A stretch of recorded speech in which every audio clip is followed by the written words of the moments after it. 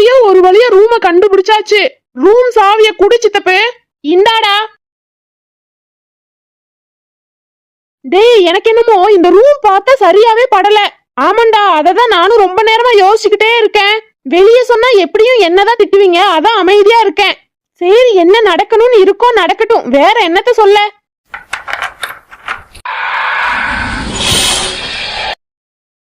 நான் தான் அப்பவே சொன்னேன்லடா இது விஐபி ரூம்னு. ஆமா சித்தப்பு. அழகு எங்க இருக்கோ அங்கதாண்டா ஆபத்தும் இருக்கும். நம்மதே உசாரா இருந்துக்கணும். என்ன ஆனாலும் சரி, தனியா மட்டும் போயிடவே கூடாது. ஆமாண்டா, பாத்ரூம் போனா கூட ஒன்னாத்தையும் போகணும். அட கருமம் பிடிச்சவனே, அதுக்குன்னு பாத்ரூமுக்குமா? அட நீலாம் பேய் படம்லாம் பார்த்தது இல்லையா?